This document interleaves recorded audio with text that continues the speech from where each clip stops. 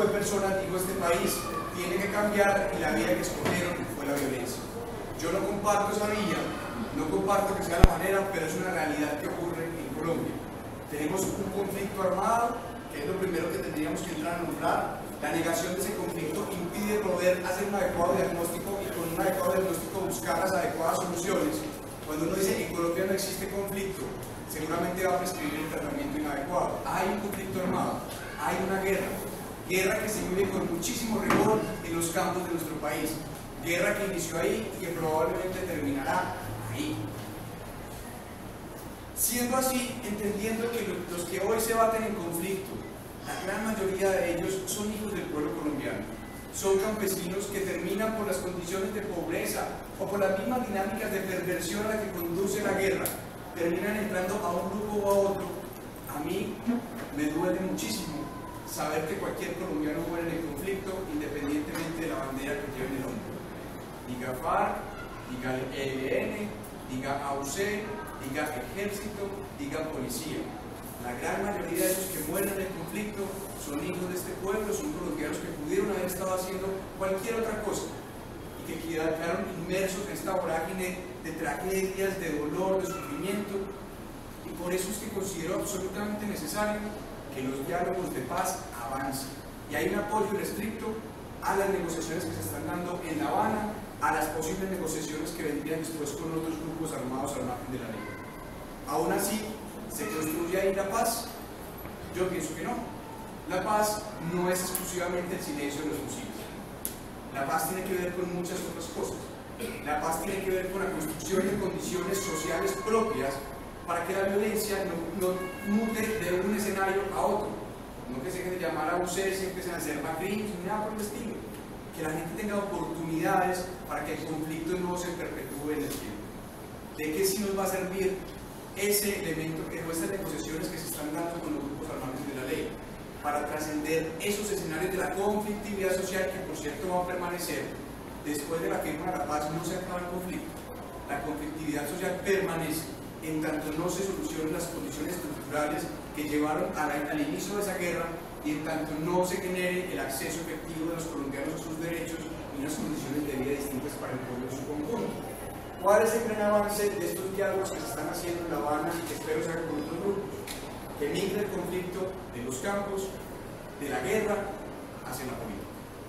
Y por eso, exponiendo ideas sobre el tema de la guerra, tengo que decir que yo estoy absolutamente de acuerdo con la participación política de la insurgencia una vez terminen los escenarios de negociación. Porque es ahí donde vamos a poder tener la oportunidad. De hecho, y eso ha sido muy controversial, esa afirmación de Duván. De hecho, a mí me alegraría mucho poder tener el mismo escenario del Congreso de la República. A quienes han llevado la guerra desde la insurgencia, a quienes la han llevado desde el Estado y a quienes la han llevado desde el paramilitarismo. Para que esa guerra que se está dando en los campos y que está acabando con la vida de los jóvenes de este país, ese conflicto se debe dar ahí a punta de plomo y se lo den allá a punta de política. Eso es lo que yo espero que termine pasando con los diálogos de paz. Pero para poder alcanzar eso, vamos a necesitar considerar elementos fundamentales. Uno de ellos, las víctimas.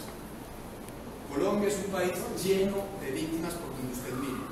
Víctimas de la guerrilla, víctimas del paramilitarismo, víctimas del Estado, que no son poquitas, no se enuncian, pero no son poquitas, entre ellos los falsos positivos, los desaparecidos, entre otros, los desplazados por la misma acción del Estado. Que yo me recorro también las zonas rurales de este país, ya me ha tocado pasar por los retenes donde el mismo ejército te pone el problema y donde uno ve a la población muerta de miedo teniendo al ejército, población que no está precisamente con un grupo armado al margen de la ley.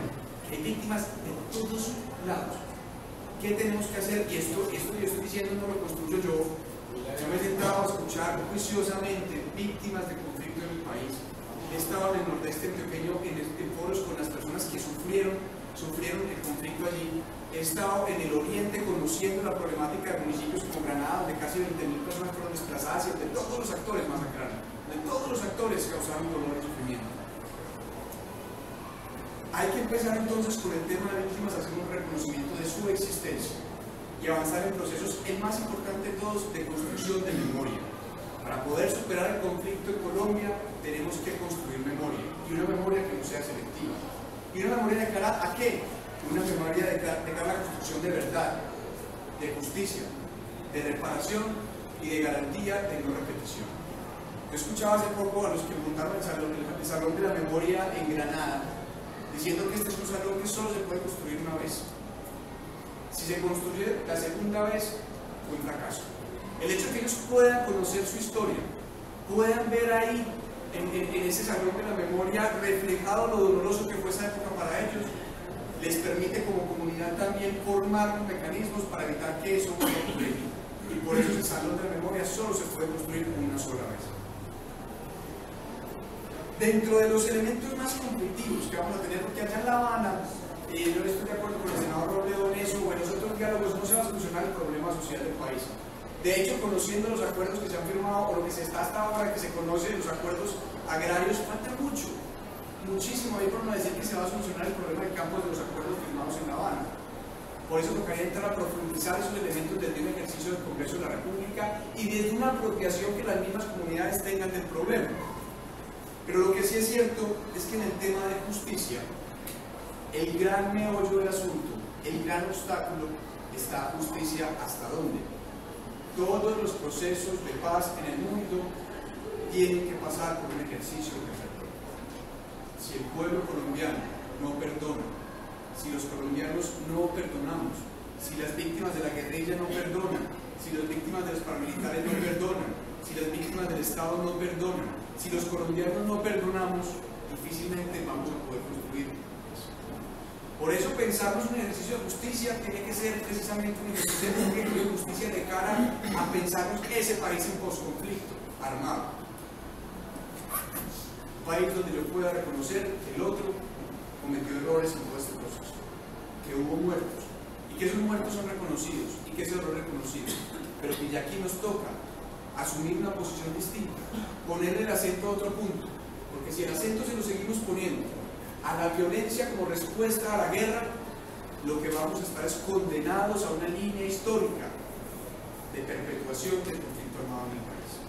Acá el acento hay que ponerse a la construcción de paz, a la construcción de perdón y a la construcción de unas garantías sociales diferentes. Muchas gracias.